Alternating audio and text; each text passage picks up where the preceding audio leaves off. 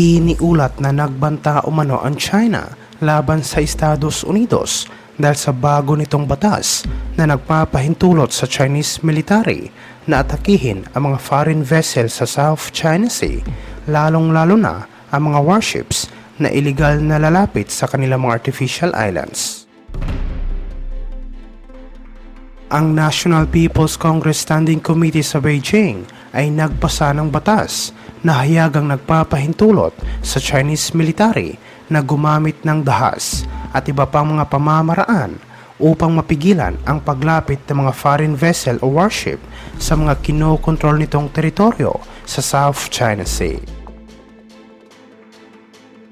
Ang People's Liberation Army Navy at Chinese Coast Guard ay regular na nagdi-deploy ng mga barko sa South China Sea at sa West Philippine Sea upang igit ang mga pag-aangkin nito at upang bantayan ang kanilang mga artificial islands sa pinagtatalunang karagatan.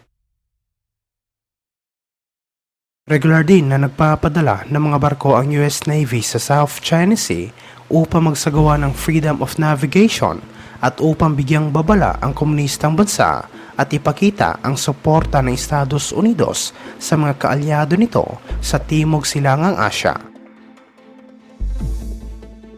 Ito ay matapos na iulat na ang Pilipinas ay naghahanap ng mas malakas na international support tungkol sa maritime dispute nito sa China sa South China Sea matapos ang nangyaring sa pagitan ng mga Coast Guard ng dalawang bansa malapit sa Ayungin Shoal.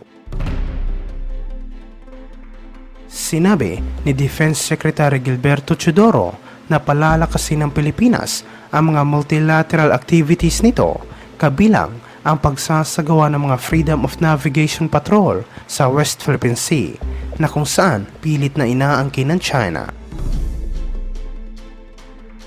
Sinabi niya na umaasa siya na mas maraming bansa ang makikiisa sa paglaban sa mga ginagawang agresibo at ilegal na aksyon ng China, ngunit hindi nito tinukoy kung anong uri ng tulong ang hinihingi ng bansa. Naglabas ng pahayag si Teodoro matapos nagpalitan ng mga akusasyon ang Pilipinas sa China dahil sa isang nangyaring sa pagitan ng isang Chinese Coast Guard vessel at isang Philippine supply boat malapit sa Ayungin Shoal, isang bahura na nasa loob ng exclusive economic zone ng Pilipinas. Sinabi ng Pilipinas na sadyang ng Chinese Coast Guard ang supply boat nito habang nagsasagawa ito ng resupply mission para sa mga Filipino troops na nakaistasyon sa isang grounded na Navy ship sa Ayungin. Agad namang ikinagalit ito ng gobyerno ng Pilipinas at umani ng pagkondina mula sa ilang mga bansa, kabilang ang Estados Unidos, Japan, Australia at United Kingdom na nagpahayag ng pagkikiisa sa Manila at hinimok ang China na igalang ang international na batas. Samantala sa ibang aspeto naman, iniulat na nangako umano ang mga sundalo ng Philippine Marines na nakaistasyon sa Ayungin Shoal na poprotektahan nila at ipagtatanggol ang BRP Sierra Madre laban sa anumang pinaplanong pagsalakay ng People's Liberation Army. Sinabi ng Philippine Marines na handa nilang ibuwis ang kanilang buhay, maprotektahan lang ang BRP Sierra Madre mula sa mga mananakop at binigyang diin na hindi sila papayag na basta-basta na lang agawin ng Chinese military ang nasabing grounded na Navy ship.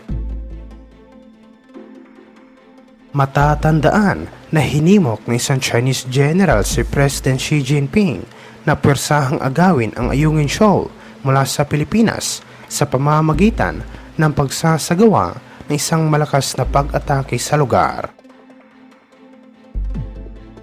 Sinabi ng Minister of National Defense ng China na hindi dapat matakot at magdalawang isip si President Xi Jinping na magsagawa ng agresibong aksyon dahil napapanahon na upang kunin ng China ang mga teritoryong inagaw ng ibang bansa mula sa kanila. Iniulat ito matapos nagkasundo ang Pilipinas at Estados Unidos na doblehin ang bilateral coordination ng dalawang bansa kasunod ng kamakailang insidente na kinasasangkutan ng mga barko ng Pilipinas sa China sa West Philippine Sea. Sa isang joint statement, sinabi ni Philippine Defense Chief Gilbert Teodoro at ng kanyang US counterpart na tinalakay nila ang mapanganib at iligal na aksyon ng mga Chinese vessel. Binanggit din umano ng dalawang kalihim na saklaw na Mutual Defense Treaty ang mga public vessel, aircraft at armed forces ng dalawang bansa, pati na ang Coast Guard saan man sa Pasipiko at sa South China Sea. Idinagdag ng dalawang kalihim na committed sila na doblehin ang kanilang pagsisikap na palakasin ang bilateral coordination, interoperability at suporta sa modernisasyon ng Armed Forces of the Philippines. Nangako rin sina Teodoro na dagdagan pa ang saklaw ng kanilang pakikipag-ugnayan habang pinuri ng dalawang kalihim ang military cooperation ng dalawang bansa dahil sa matagumpay na ginawang joint maritime patrol sa West Philippine Sea noong nakarang buwan. Ang pag-uusap ni Teodoro at Austin ay ginawa ilang araw matapos ideklara ni American President ng defense commitment ng Estados Unidos sa Pilipinas ay parang isang ironclad.